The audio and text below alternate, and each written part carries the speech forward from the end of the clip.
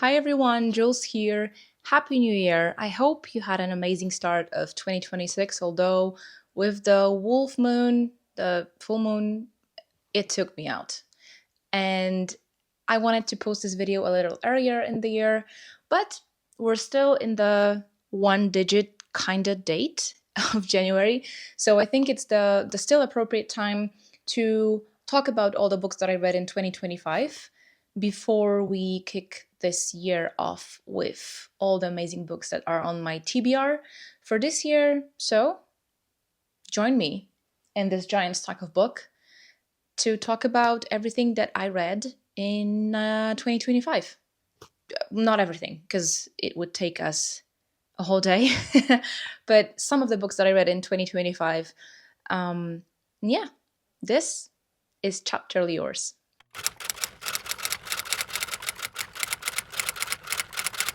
Before we begin to keep up the tradition, I want to show you what I'm reading right now. This is a book that was given to me by my friend on my birthday. It's called Colony New Dark Ages by Ukrainian author Max Kidruk. This is volume 1. It's like nearly 1100 pages. I love it. I'm halfway there. It's the kind of book that has pictures, photographs, maps, proper introduction with character charts, proper list of additional reading if you want to learn more about climate change, about space, Mars, all that stuff. I love it. I have a sneaky suspicion I will finish reading it this weekend. Can't wait for volume 2. We'll see.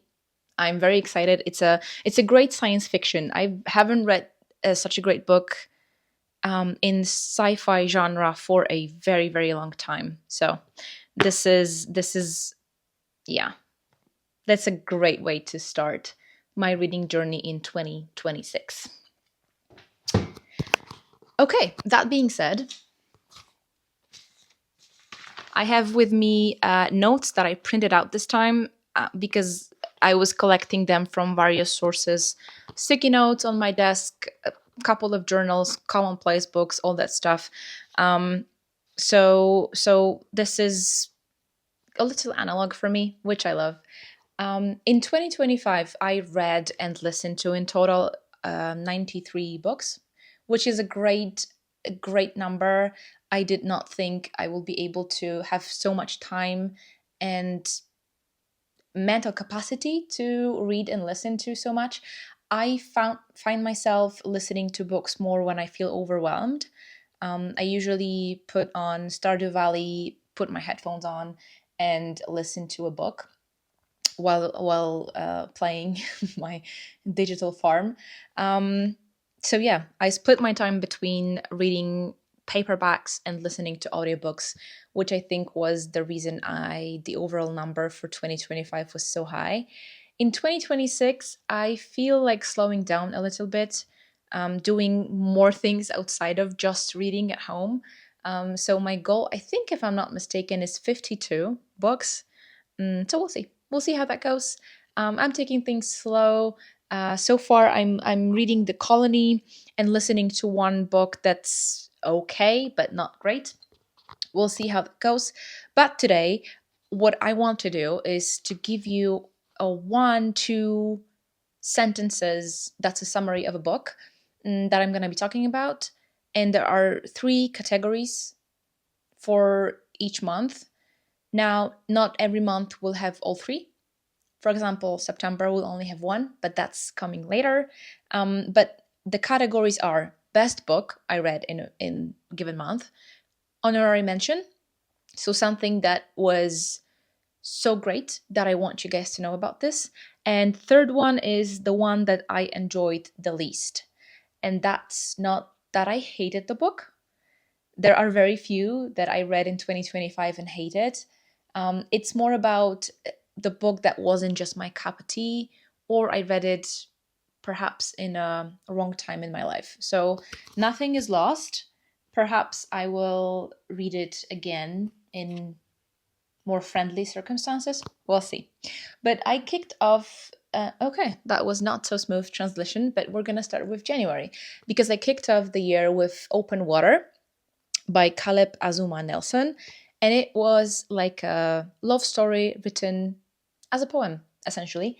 I loved it. It has a playlist associated with the book, which is a trick that I love in books. And this was, I think, the first time I've seen something like this in real life, not just in my head.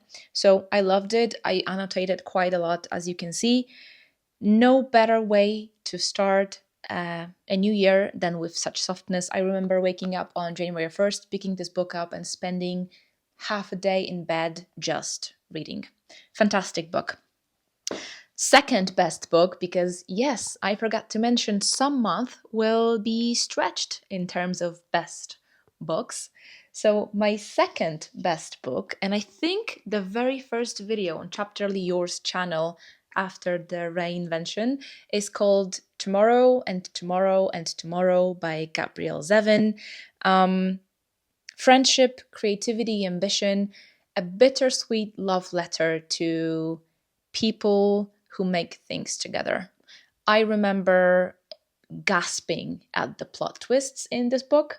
I love the cover with the great wave. I would love to see an adaptation of it, perhaps a TV show. I think it deserves it. I think we have great actors out there who could portray the characters in the book, and we could explore it a little more. Give yourself some time and a present and read this book. You will not regret this, I promise. Honorary mention goes to the book that I did not know existed in 1995. That when I was writing notes for this episode, I was doing the list. I put this book on the list, and I was like, first published in 1995. What do you mean? Hell no, that's impossible. I had to triple check because I thought that Goodreads is playing joke on me. But the book is I Who Have Never Known Men. It was written by Jacqueline Hartman, and it's existential, devastating, and shockingly ahead of its time. I honestly thought it was written in 2023, 4, maybe. It's just a mind-blowing concept, and so current, so right now. Just mind-blowing.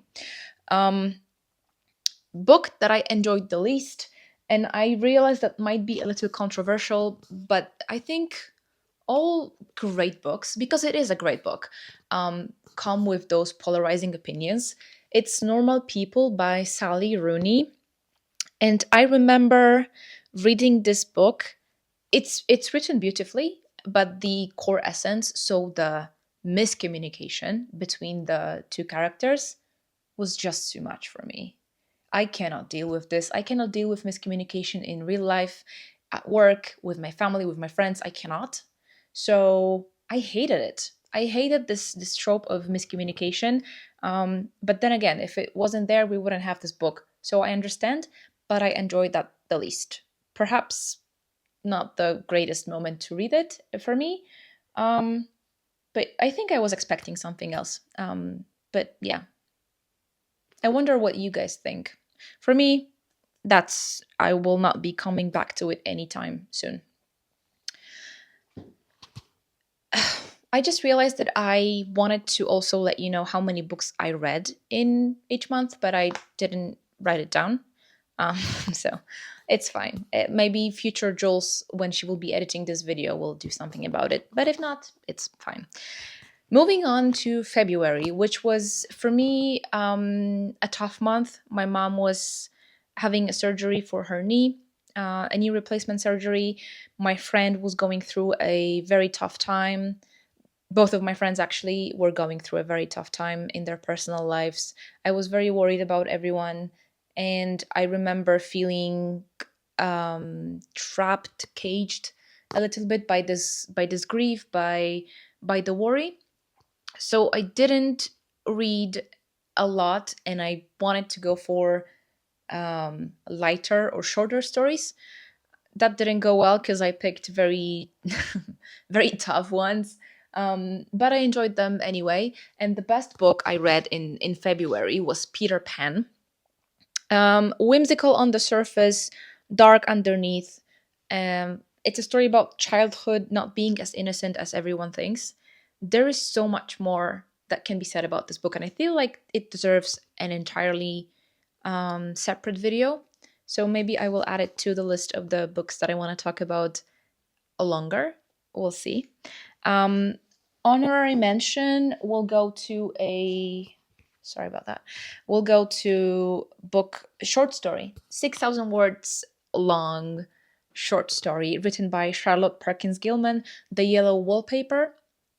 Um, this was just suffocating and furious.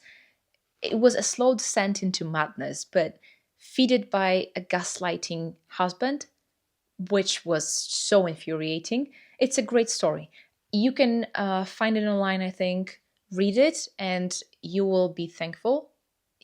By the way, you're welcome. But it will change something in you. It will slowly alter your brain chemistry in a way that you never know you need it. So, and it's not a long time commitment to read. So, do yourself a favor, and like I said, you're welcome. The book that I enjoyed the least in the month of February is called Wild Love by Elsie Silver. I think it's a trilogy, or maybe a series even. I don't really do much romance books, like the new romance books. I do more classic. And there's nothing wrong with that. It's just not my cup of tea. You know what I mean? It wasn't my style. My friend loved it, so that only proves that reading and tastes in reading are beautiful and different, and that's just wonderful. Yeah. Moving on, and speaking of classic literature and classic romances, in March, my best book was such a wobbly book tower. Okay, well, let's see. Wuthering Heights, which is just unhinged passion, moral chaos, love that burns everything that it touches. With a new movie adaptation coming to the cinemas on Valentine's Day, I think it has a potential to be very unhinged, the movie adaptation. But I decided to keep these two separate. I don't think it will be an adaptation per se. I think it will be based on characters from the book. So for me, this will be two separate things. I loved this book. I loved how unhinged it was. And I think there are so many great quotes about love, about soulmates, about this deeper understanding. Um, it's definitely worth reading. I do see a lot of people right now kind of not understanding why people are so obsessed with this book, but I am. I'm one of those obsessed people, and I absolutely loved it. Definitely will be rereading this in a couple of years. So let's see. Um, honorary mention will go to a book that was one of the most challenging reads in my entire life. This is an epic poem by John Milton called Paradise Lost. If you remember, I was showing you this big, beautifully illustrated edition. I also got myself this kind of pocket one that I could take with me on a bus and read. Battle of Heaven and Ego, epic, but requires a lot of patience and mental clarity to read because it is really difficult. The pacing, the lack of structured rhymes, let's say, that was very challenging for me. So don't be discouraged. If you want an advice, I found it easier to listen to it when people were reading, and I found this kind of audio version that there were a couple of people reading, and it made it easier for me to digest. But yes, definitely an honorary mention. Now, the book that I enjoyed the least, and I feel so bad about it, not because I didn't finish it, but because I really wanted it to work for me. I really wanted this book to be great and to feel great because the author, Zadie Smith, was mentioned in Open Water, so my first book of 2025. I bought her debut novel called White Teeth, and I don't know. I wanted it to feel great. I wanted it to be good. I think what happened with me in this book was that I read it in a wrong place and wrong time in my life. So this isn't a definite DNF. I think it's a temporary pause of sorts. I Perhaps if I brave through the chapters of whatever the second character name was, if I just brave through them, it might be a turnaround in my reading life. We'll see. Didn't like it that much. We'll give it another chance in a couple of years. We'll see how that goes. Because the author itself, I think, is one of the best out there. So I want to give her a chance. I want to do this book and this author a justice. We'll see. Definitely not 2026. Maybe next year. Who knows? And that was March, my dear friends. So now I think we can move on to warmer months when I found myself immersed in reading outside or on my way to work in the bus, which is one of my favorite places to read. And I picked up finally the Secret History by Donna Tartt, and that was the best book I read in April. I I previously read The Goldfinch and I loved it. It broke my heart. It was very tough and it was just like one bad thing after another happening to the characters. This is dark academia at its finest.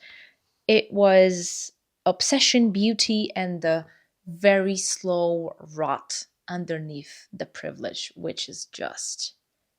I don't think I've read anything quite like this, and I want to. And every time I go, like to Google to find books like the Secret History, it's just not as compelling. So we'll see. I do love the story that inspired this book. That's a whole lore, if you were not aware. So this will also get another separate episode because today we're doing a quick rundown of the books. Now, honorary mention will go to Great Expectations by Charles Dickens. I'm a big fan of Dickens' prose, of his writing style and storytelling abilities. There are a couple of more books that I want to read of his perhaps this year. We'll see. But Great Expectations was something I never know I needed in that particular moment in my life. And I'm really happy I dedicated time to listen to the audiobook. It was great. Definitely recommending. Now, the one that I enjoyed the least was by a Polish author, Remigiusz Mróz. I generally do like his books. I like his sagas. I think they're very engaging and easy to read and compelling. The one that I listened to was sort of a spin off to a lawyerish series that he has. The book I listened to and I'm talking about right now is called Langer. For me, it was too gruesome and forgettable. I gave up after like 3 hours of listening. Not my cup of tea. My mom loved it. She absolutely devoured it. So I did it for her. And just not me at all. But to each their own. Like I said, that's the beauty of having different tastes, because life would be so boring if we would all like the same thing. And that marks end of page 1. That wasn't as effective as I hoped it to be, but that was April. And now we will move on to May, which only has two categories, so best book and the honorary mention. When I was going through my book log for May, I didn't find anything that I didn't enjoy, so that's great. So best book that I read was by Suzanne Collins, and it is The Ballad of Songbirds and Snakes. I always have to look at the title because I keep messing it up. I have the entire series in Polish, and it was one of the first books in couple of years that I had a copy in Polish and I read it in Polish because I usually read in English. So this was such a bittersweet moment because it's an origin story about how villains are made and how they are not born.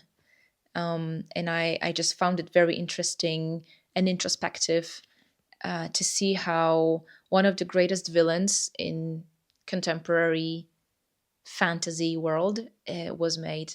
Fantastic. The honorary mention went to a book I didn't know existed, but one of my favorite genre in movies is war. War movies are one of my go-to when I don't know what to watch. That's very weird, and I just realized that it's so very unlike me, and not a lot of people know that.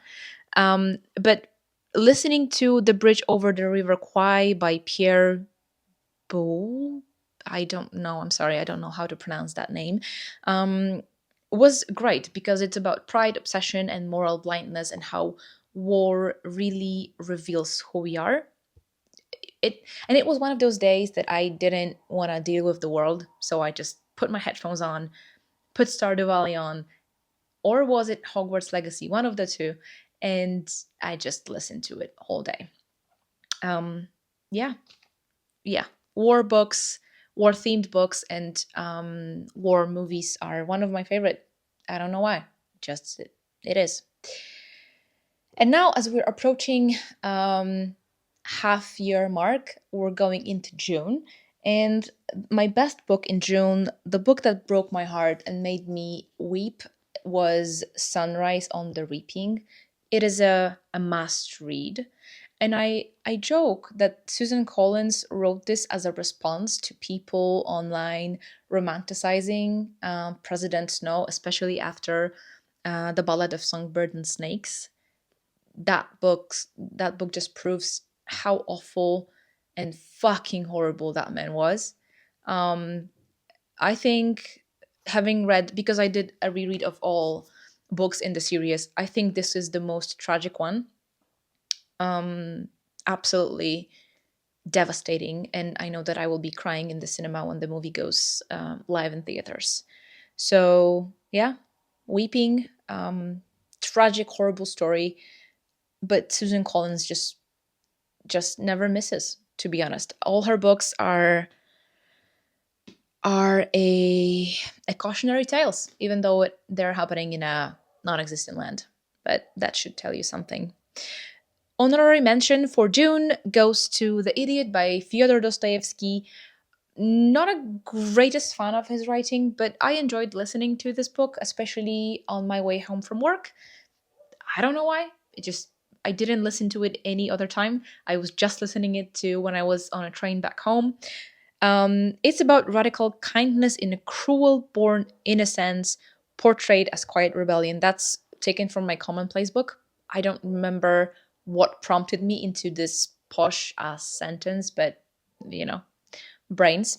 Um, I think if you want to start your journey with Dostoevsky, you might want to start with White Knights and then move on to those long ass books. But who am I to tell you how to do your reading? Um, and now the one that I enjoyed the least is Fourth Wing by Rebecca Yarros. I loved her storytelling and world building and dragons, but I hated the characters. For me, completely insufferable. With violent, with Violet leading the insufferable movement, I just couldn't get past that. So, as much as I enjoyed the story, the premise, the dragons, the school, all that stuff, I just can't be bothered to pick up the second book and the third and whatever. Um, but I understand why so many people loved it because, like I said, it's a great world to set a story in and to build such a complex world, and to make sense out of it. That's a skill. That's not something you can learn. That's just, you got to be born with it. So kudos to Rebecca Yarros for creating such a fruitful world, but the characters just didn't speak to me. All right. Okay, now we're approaching July, and hands down, one of the best books I've read in years. I remember starting this book on vacation in January, and I remember I had to pace myself because that book was so good. It's called The Bee Sting, and it was written by Paul Murray. It's about family imploding in slow motion. We live through these stories, not necessarily everything that happens in this book, but we live through families being destroyed from the inside. We see it every day, but to witness it in a book in a slow motion like this was just phenomenal. The way Paul Murray switches his writing style to accommodate each character blew my mind. As you can see, I annotated it a lot. I recommended this book to two of my friends, and they loved it. So that speaks a lot because, wow. And just if you're looking for, wow, it's gonna wobble. If you're looking for something that will keep you awake at night without wanting to put it away, The Bee Sting is the book that you should go for. Second best book in that I read in July is Shy by Max Porter. I discovered Max Porter. I'm not gonna like sugarcoat it. I discovered this book and the two other books that I will be talking today about because I realized that Netflix is doing adaptation of this book. It's flipping it a little bit, so the main focus wasn't on Shy; it was on Steve. Obviously, Killian Murphy. That's always a hook for me. So I dug deeper into Max Porter and his writing. I discovered three of his books in 2025. Read them, loved them. Shy. Um, it was just raw and fragmented and aching, to be in such vulnerable teenage mind.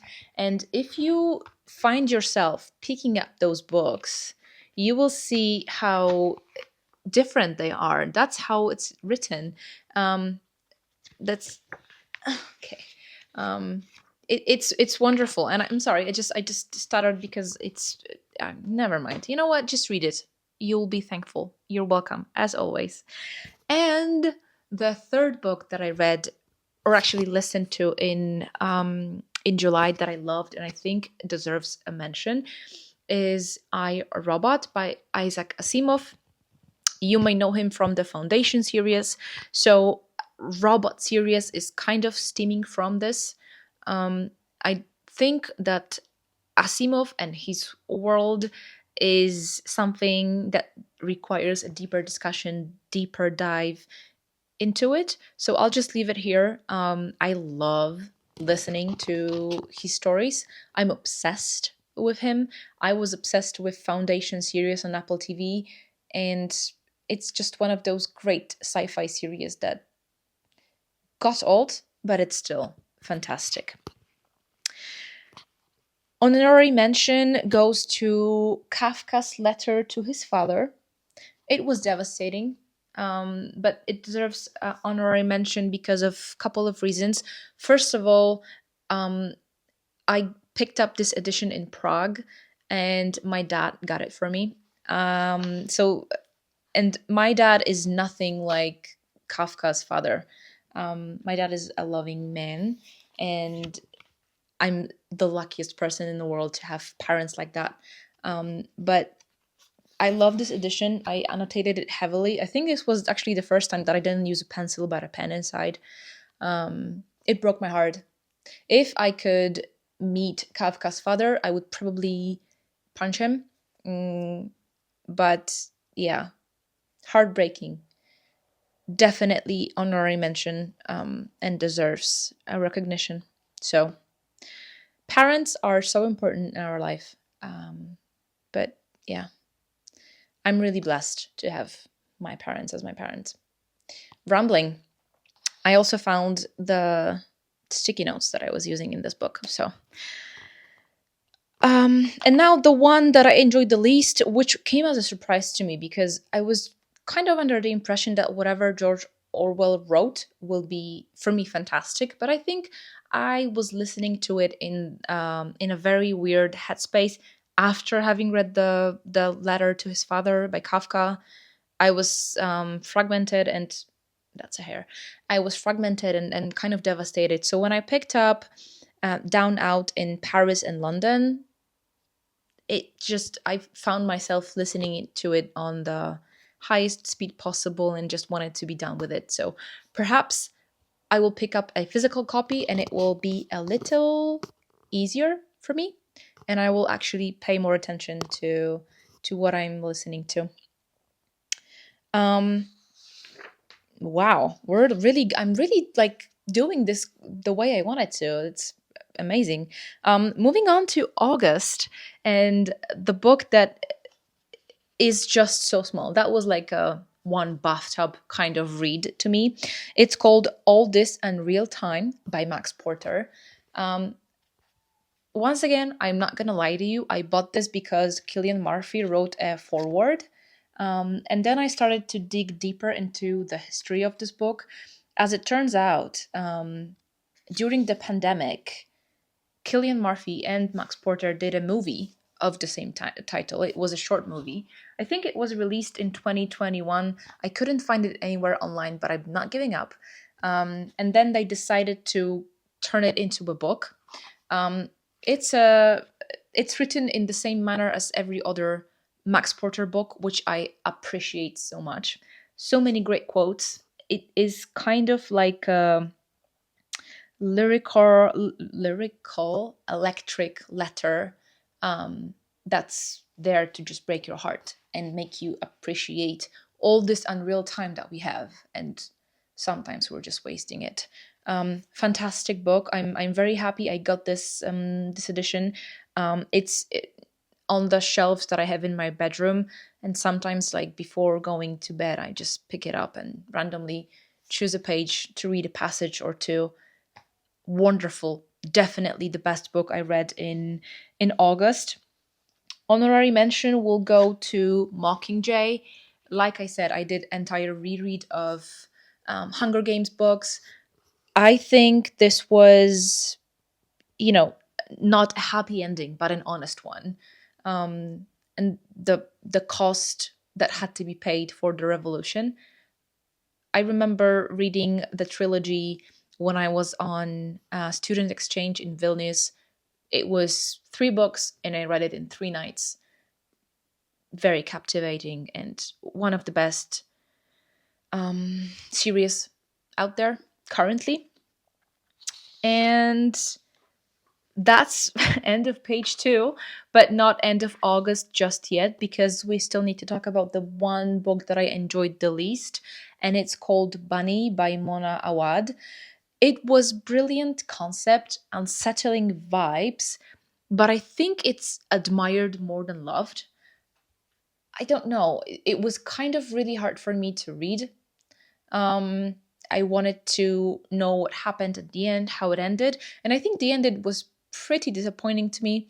I still have book 2 to read, so I'm curious to see how it goes, but I think I expected something else from this book. That being said, I didn't hate it, not at all. Just didn't enjoy it the way I thought I will. And now, I whenever I turn in my chair, the this tower I made is wobbling, but I feel like if I move it, it will just fall down. You know what? Let's leave it because it's fine. So in September, I only read one book. Um, I remember September being very the kind of month that I needed to decompress after a stressful August, after a lot of work, after a lot of stressful work being done. So I only read one book, but it was the book. I have this beautiful edition of Virginia Woolf Greatest Works, and I read A Room of One's Own, and it absolutely flipped everything I knew in my mind, and it redesigned some neuron connections, and I will never be the same after this book. I will never be the same. um, there is a whole separate video I did on this, so I don't want to go into it again because I could talk for hours about this book. um, but I know, having only read one book, it was the right one. Very happy about it. And in all month of September, I remember it. I only read two books, and I don't remember what was the second one. I think it was an audiobook of one of the Witcher books, because it's like a Polish comfort read for me. So yeah, October though came with yet another mind blowing book. I lent it to my friend in Canada. The Unbearable Lightness of Being by Milan Kundera. Love, freedom, unbearable weightness of our choices. Fantastic book. Once again, having read two books in a row that completely changed my life, I'm not the same person that I was before I read those books. That's just I'm a new person, I know new things now, and I have a different outlook on life, which is great, and that's what I look for in books. Honorary mention is one of the best books I come back to so often. This is Douglas Adams and his trilogy of four, The Hitchhiker's Guide to the Galaxy. I have this edition of all books in one, but I was doing it as audiobook. I remember finding Hitchhiker's Guide to the Galaxy, so book one, read by Stephen Fry, and the rest of the books were read by Martin Freeman, who also played Arthur in the only adaptation of this book. This is weirdly comforting, serious to me. I love it. I feel like it's one of the greatest books, not only in its genre, but in general out there. I come back to it very, very often. I also have original radio scripts, so you can say that I'm pretty into it. I'm a fan, and yeah, I feel like it's kind of a tradition for me to listen to it or to read it every year. So best believe that this will come back. Oh my god, this is gonna fall down. This is gonna come back on my reading history this year as well. Another honorary mention for October is Fahrenheit 451 by Ray Bradbury. A warning that gets louder every year. I feel like this should be a mandatory reading for everyone. I know that some countries consider this as a banned book, um, and like I don't understand, but then again, I fully understand why. Great story, a cautionary tale. I will forever recommend it to everyone who have not read it or listened to it. Do it. It's important. We should know this history because we cannot let it happen again. Um, in October, I have two books on my list that I enjoyed the least. One is Howl's Moving Castle by Diana Wynne Jones. Charming, but never really captured me. I prefer the Ghibli studio version by Miles. And it's here. History of Delusion. It's a very long title. A History of Delusions, The Glass King, A Substitute Husband, and Walking Corpse by Victoria Shepherd. Apologies, Victoria Shepherd. It's a fascinating idea, but very uneven execution. I feel this could be a podcast, and it would be a great podcast. Is it a great 300 something pages of a book? 312 without the notes? No, I don't think so. Um, I would love to see this as a podcast, maybe something to listen to in the background. Yeah, that was October. Pretty decent month when it comes to reading and listening. November, as I approached the end of year, I switched a little into the books that I bought early in the year and wanted to reserve for those cold, rainy months. Best book I read in the month of November was Slouching Towards Bethlehem by Joan Didion, one of the best writers, observers, journalists out there. Joan Didion has a writing style that absolutely stole my heart. I want to read more. Definitely A Year of Magical Thinking, but she, in this collection of essays here, she has a one that spoke very loudly to me on keeping a notebook. She is just such a zero bullshit kind of a writer, you know? The sense just goes razor sharp to the point. Loved it. Um, Honorary mention, to my surprise, goes to Pamela Anderson and her autobiography called uh, Love, Pamela. It was soft, sincere, and surprisingly tender in a way she reclaimed her own narrative. It was heartbreaking to know the story that we just assume to know. So I'm not really into biographies that much, but this one definitely worth listening to. And I found a version when she reads it herself, which only added to the heartbreak that I felt after reading it. And the one that I enjoyed the least, and I think was one of the biggest disappointments, unfortunately, of 2025, was Babel by R.F. Kuang. It was a brilliant premise, but never delivered on its promised. Under delivered on the message that was repeated over again, and it just lost its meaning along the way. So, great premise, great story, but just the way she approached it, kind of shot and miss. And last but not least, we are in December, and I feel like I had just the best streak of books. Now, mind you, I didn't read as much in winter months, and I didn't read too many those, tough stories, because by the end of November and beginning of December, I was studying very hard for CAPPE. I was having one mental breakdown after the other. So the moment I passed the exam on December 5th, I came back home, had a drink with my parents, and back to my books. I was reading like crazy, and hands down, the best book I read was Brave New World by Huxley.